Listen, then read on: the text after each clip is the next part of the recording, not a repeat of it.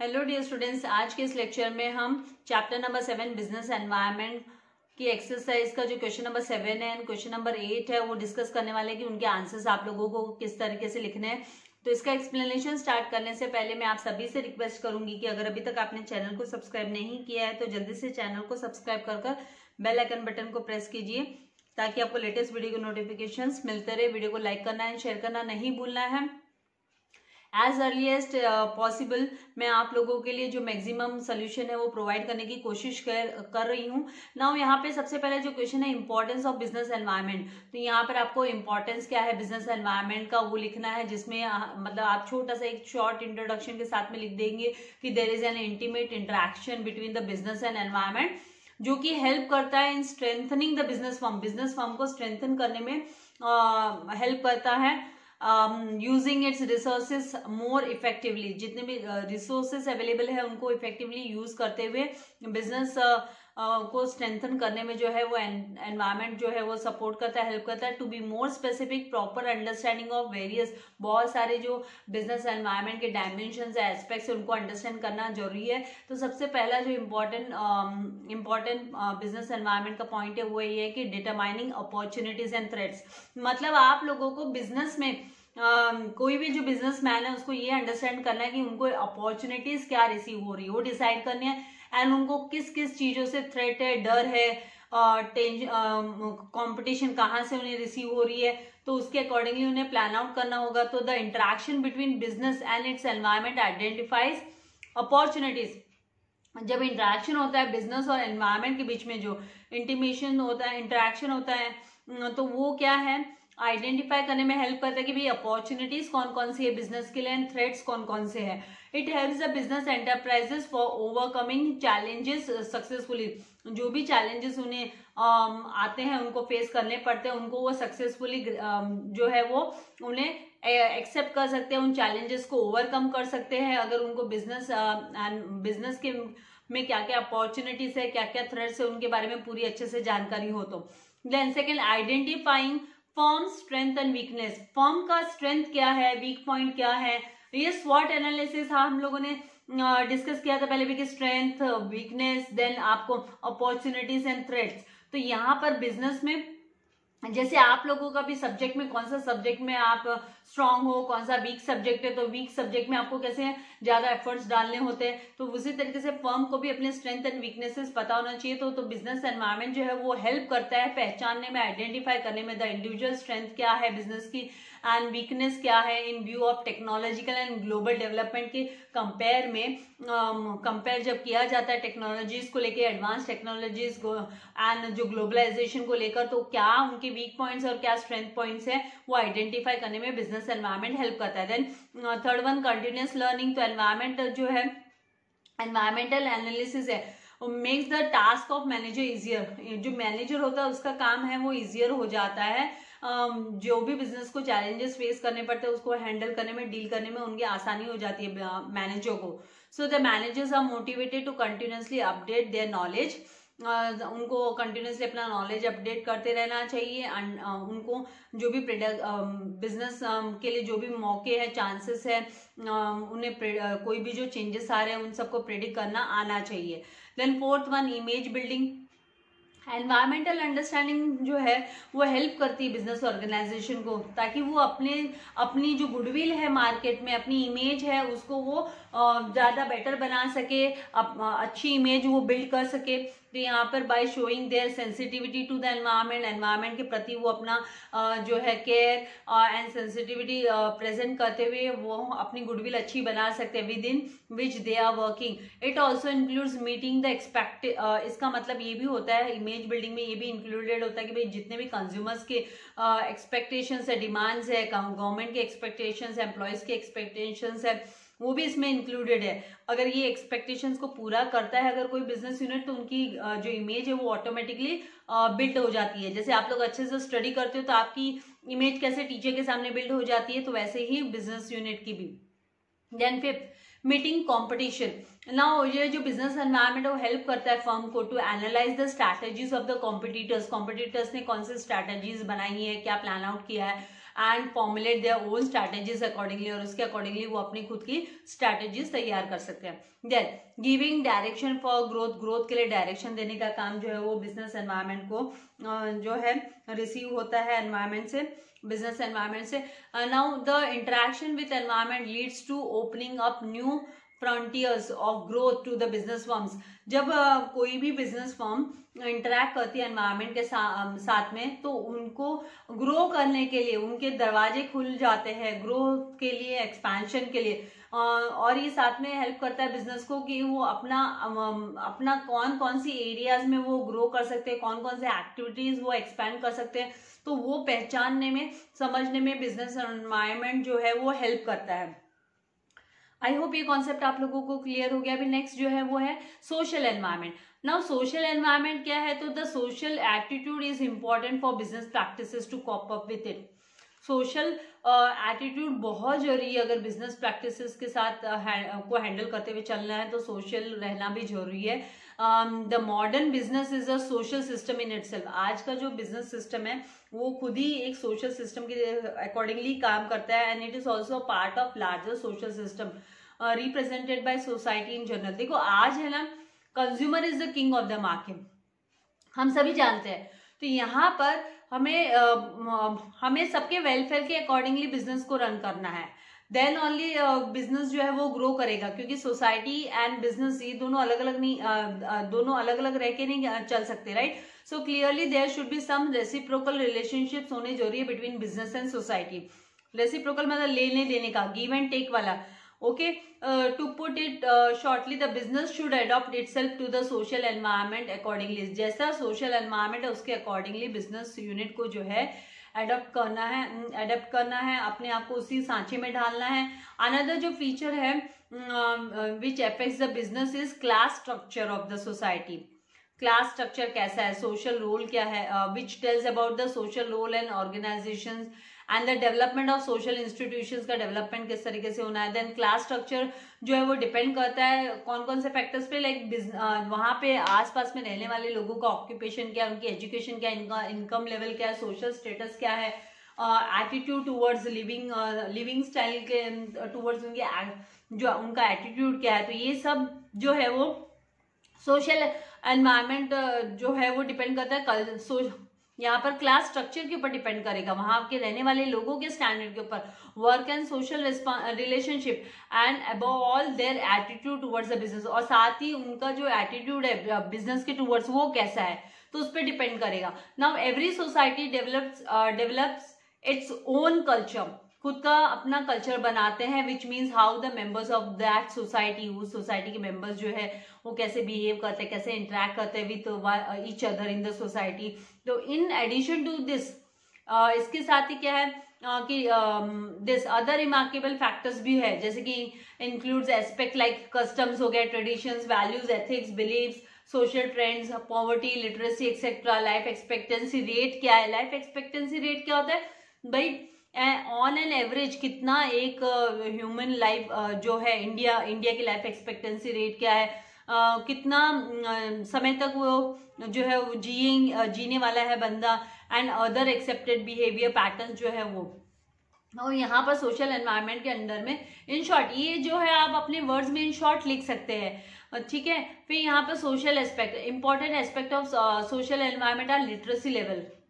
Literacy level 100% है, क्या है, एजुकेशनल सिस्टम हो गया, कल्चरल हेरिटेज हो गया, standard of living, mobility of labour etcetera. Then social trends के अंडर में हम क्या बोलेंगे, इन इंडिया जो सोशल ट्रेंड है वो बहुत जल्दी चेंज होता है, चेंजिंग वेरी फास्ट. अभी जैसे urban population is becoming more health and fitness conscious होते जा रही है. अर्बन जो पॉपुलेशन है वो ज्यादा हेल्थ कॉन्शियस एंड फिटनेस जो है उनमें ग्रो हो रही है, फिटनेस वाला कॉन्शियसनेस उनमें ग्रो हो रहा है, क्योंकि वो उन्होंने अभी क्या कर रहे हैं, वो लोग large numbers are going for fast food items के लिए जाते हैं, for fast food items and gym जाते हैं. In view of these trends fast food outlets and gyms are coming up in urban and semi urban area. तो urban and semi urban area में क्या gym, बहुत gym open हो रहे हैं, नए नए जिम खुल रहे हैं, फूड फास्ट फूड वाले आउटलेट शॉप्स खुल रहे हैं. Then four social values based on customs पे बेस्ड होता है, एथिक्स हुआ, बिलीव्स क्या है, तो ये सारे जो है वो हेल्प करते हैं बिजनेस को to meet the demand as per the customer need. Customer की क्या डिमांड है उसके अकॉर्डिंगली फिर जो बिजनेस यूनिट है वो अपना प्रोडक्शन वर्क करेगा। For example home budget system will never be accepted in rural area due to the customs की वजह से जो होम बजट सिस्टम है वो वहां पर एक्सेप्ट नहीं किया जा सकता है। Now fourth one is the traditions, celebration of Diwali हुआ, Eid, Christmas and other festivals also affect the business, वो भी बिजनेस को अफेक्ट करते हैं।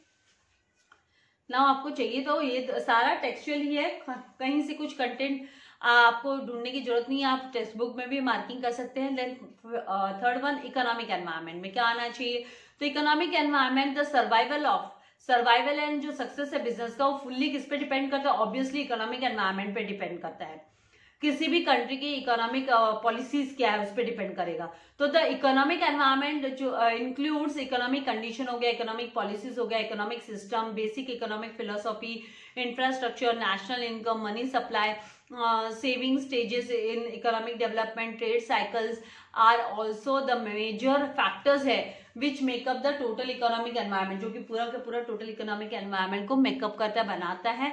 and some important factors are as follows। तो सबसे पहला economic condition, the economic condition of nation, economic condition जो है nation की refers to present state of economy in the country or region।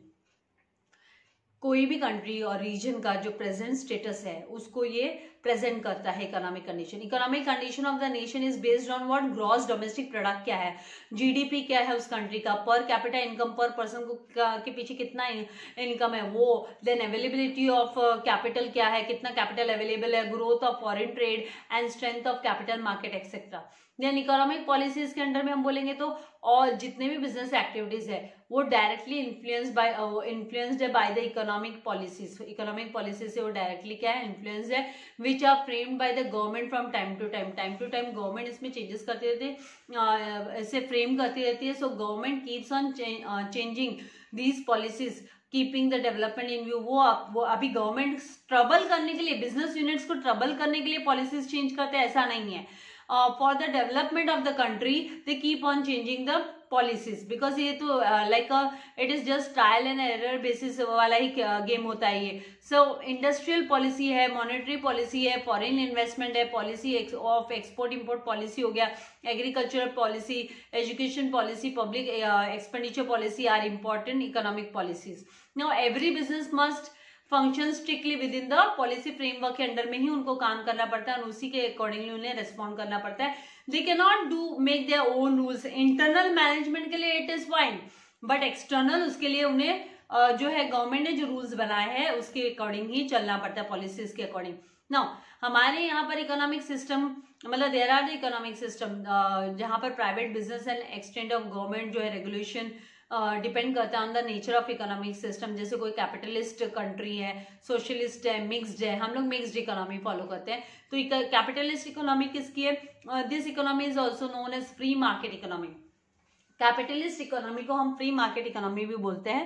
And this system stresses on individualism, ये individualism पर stress डालता है, which believes in private ownership में, जैसे कि USA. Then B is a socialist economy. In this economy, factors and productions are organized, managed and owned by government. Generally, we can say the China ka and all. Socialist economy does involve an equal division of existing wealth among the people. Then, mixed economy, factors of production are jointly owned by government as well as private individuals. For example, India. तो हमारी Indian economy में हम mixed economy को refer करते हैं, follow करते हैं।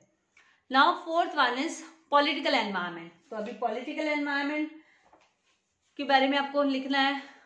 तो यहाँ पे all the business firms are affected. हम सब जानते हैं भाई political उस पे डिपेंडेंट है, affected by the government and its policies, उनके policies पे।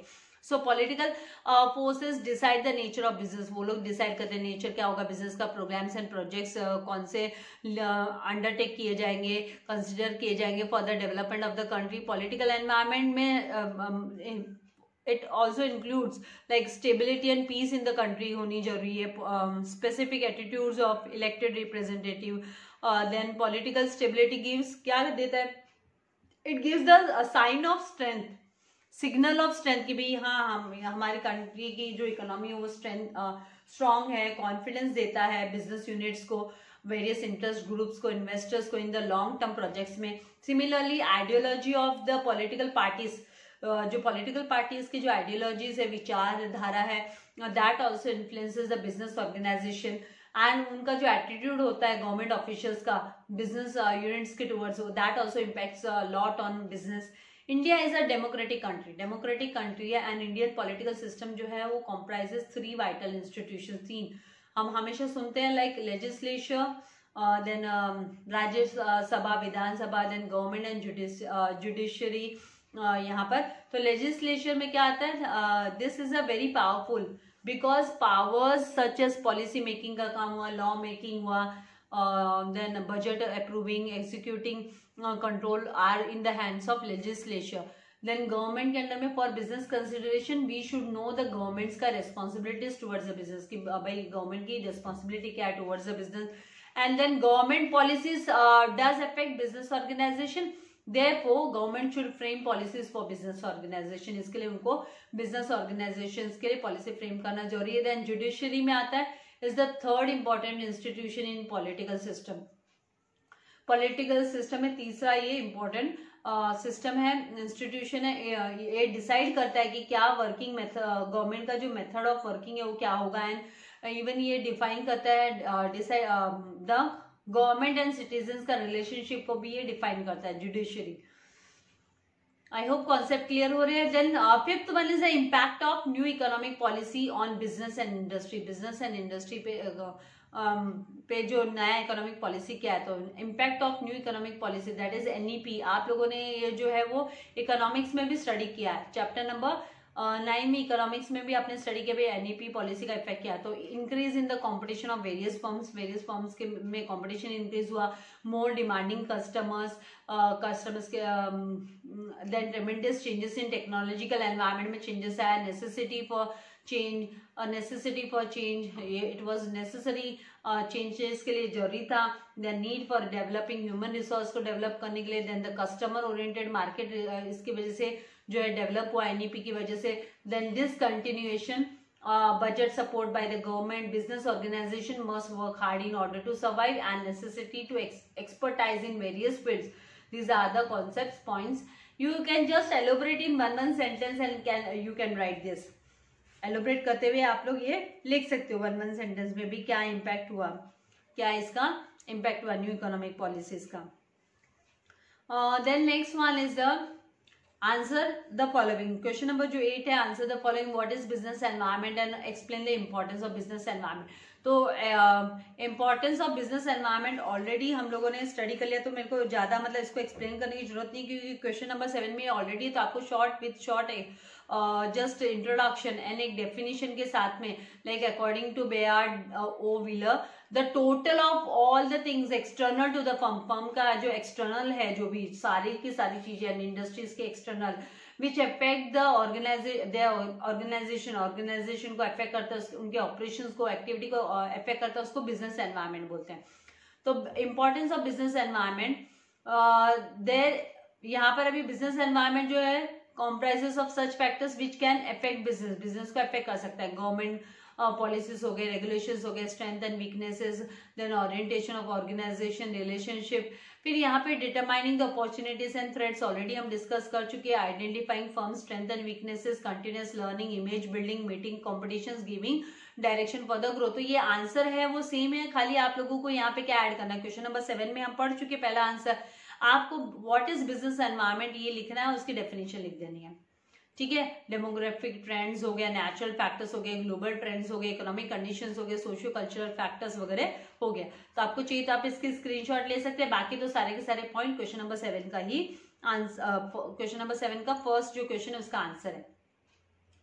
Then next is explain the new economic policy in detail. आपको डिटेल में न्यू इकोनॉमिक पॉलिसी को एक्सप्लेन करने बोला है। तो इंडिया जो है post independence industrial development policy fail, उनका जो आफ्टर द इंडिपेंडेंस जो उन्होंने इंडस्ट्रियल डेवलपमेंट पॉलिसी बनाया था वो फेल हो गया। सो द गवर्नमेंट इंट्रोड्यूस, तो गवर्नमेंट ने नया इकोनॉमिक पॉलिसी लेकर आया 1991 में, 24 जुलाई 1991 में। इकोनॉमिक्स में ऑलरेडी कर चुके हैं हम, नोन एज लिबरलाइजेशन, जिसे हम एलपीजी भी बोलते हैं, लिबरलाइजेशन, प्राइवेटाइजेशन एंड ग्लोबलाइजेशन। तो एलपीजी पॉलिसी, लिबरलाइजेशन के अंडर में क्या, लिबरलाइजेशन मतलब liberty was given, licence free you can say. तो government of India adopted the policy of liberalisation while facing a severe crisis. उस टाइम पे finance जो है फॉरेन रिजर्व्स बहुत कम हो गए थे। तो liberalization refers to the process of eliminating unnecessary का जो कंट्रोल है, रिस्ट्रिक्शंस था बिजनेस यूनिट्स पे, उसको हटाया, उसको स्मूदन किया। Then through the liberalization policy Indian economy has opened up and started interacting with the world in a large way, भारी लार्ज वे में वर्ल्ड इकोनॉमी के साथ इंटरेक्ट करना स्टार्ट कर दिया। So this is resulted into easy entry for foreign business in India. India में foreign business को इसने बढ़ावा दिया, उनकी एंट्री हुई, tough and competitions and efficiencies. Now Indian economy liberalization includes, इसमें क्या क्या इंक्लूडेड है, तो एबॉलिशिंग इंडस्ट्रियल लाइसेंसिंग सिस्टम को हटाया, then reduction in physical restrictions on imports and export पे, on import and import duties पे जो रिस्ट्रिक्शंस थे वो रिमूव किए। Then reformation of financial system जो हमारा था उसको रीफॉर्म किया, रिकंस्ट्रक्ट किया, reduction in taxation, reduction in controls on foreign exchange के कंट्रोल पे reduction, then changing the approach towards industrial sickness, जो सिक इंडस्ट्रीज से उनके टूवर्ड्स अप्रोच जो है वो चेंज किया। Then freedom to decide the scale of business activities, कितना बिजनेस एक्टिविटीज कहाँ तक एक्सपेंड करना, क्वांटिटेटिव रिस्ट्रिक्शंस वगैरह रिमूव किए। देन अट्रैक्टिंग फॉरेन इन्वेस्टमेंट को अट्रैक्ट किया, freedom in fixing prices goods and services, then opening the of basic जो telecommunication sectors है उनको ओपन किया। लिबरलाइजेशन जो है उसने हेल्प किया in achieving the high growth rate, easy availability of goods at competitive rates पर easily available goods and high foreign exchange reserve, strong rupee and good industrial relationship build करने में help किया। Then privatization, तो privatization refers to reduce the involvement of state or public sectors and state sectors का involvement जो है वो कम किया गया by involving of private sector in economic activities. So privatization implies many government जो sectors है उनको या तो either they were sold or given to the private individual hands to run them, उनको रन करने के लिए, चलाने के लिए। So privatization includes the following: reduction in the number of industries, जो reserved industries थे उनको reduce कर दिया, जो गवर्नमेंट ने पब्लिक सेक्टर के लिए रखे थे उनको रिड्यूस कर अब खाली रेलवेज एंड ऑटोमिक एनर्जी है ना गवर्नमेंट के हाथ में है, बाकी सब में प्राइवेटाइजेशन हो गया भाई, उन्होंने डोर ओपन कर दिए प्राइवेट सेक्टर्स के लिए भी। Then disinvestment of shares of selected जो पब्लिक सेक्टर्स है उनके शेयर्स जो है वो प्राइवेट सेक्टर को दे दिए, प्राइवेट ओनरशिप हो गई उनकी। जो इसमें क्या होता है इन जनरल जो वाइडर पार्टिसिपेशन जो है जनरल पब्लिक का वो उसको मोटिवेशन मिलता है and workers in ownership of the business also. Then improvement in performance through MOU मतलब मेमोरेंडम ऑफ अंडरस्टैंडिंग सिस्टम के थ्रू उन्होंने परफॉर्मेंस को इम्प्रूव किया। देन प्राइवेटाइजेशन जो है वो इज एन इफेक्टिव टूल है for restructuring and reforming the public sector जो सिक पब्लिक सेक्टर्स है उनको प्राइवेटाइज कर दिया, which runs without significant aim, जिनका कोई एम ही नहीं था, कोई मिशन ही नहीं था। वाइल प्राइवेट जो सेक्टर है is perceived to be fundamentally more self motivated होते हैं, लोगों को कोई मोटिवेशन की जरूरत नहीं पड़ती है, प्रॉफिटेबल एंड रिलायबल होते हैं for superior quality of products and services. Then third one is globalisation.